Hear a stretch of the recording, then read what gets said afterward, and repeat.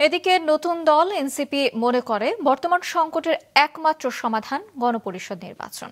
বিকেলে রাজধানীতে দলীয় কার্যালয়ে ব্রিফিংয়ে দলের মুখ্য সমন্বয়ক নাসির উদ্দিন পাটোয়ারি সবার আগে গণপরিষদ নির্বাচন দাবি করেছেন। লন্ডনে প্রধান উপদেষ্টার সঙ্গে তারেক রহমানের বৈঠকে নির্বাচনের সময় ঠিক করার সমালোচনা করেছেন পাটোয়ারি এবং দক্ষিণাঞ্চলের মুখ্য সংগঠক হাসনাত আব্দুল্লাহ। আমাদেরকে বলা হয় আমরা নির্বাচন পিছাইতে চাই, আমরা স্পষ্ট ভাষায় বলছি, স্পষ্টভাবে বলছি নির্বাচন প্রয়োজনে 2 মাস পরে দেন, কিন্তু অবশ্যই সেটা গণপরিষদ নির্বাচন হতে হবে। আর এনসিপি কোন আসন সমঝোতার রাজনীতি এ পর্যন্ত করেও নাই, কোনোদিন করবেও না।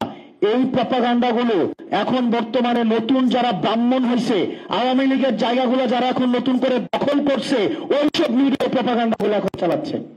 যদি কোনো নির্বাচন হয় সেটা গণপরিষদ আগে নির্বাচন হতে হবে।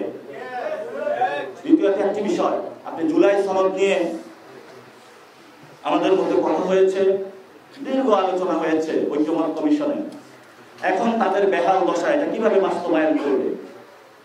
কারণ তাদের বেহাল দশা এই জন্য, 1 নম্বর হলো লন্ডনের সিজদা, আরেক নম্বর হলো ঐক্যমত্য কমিশনে যারা আছেন এরাও অনেক গোপনে হলো বিভিন্ন গুলশান বিভিন্ন ক্লাবে যায় সিজদা দিচ্ছে।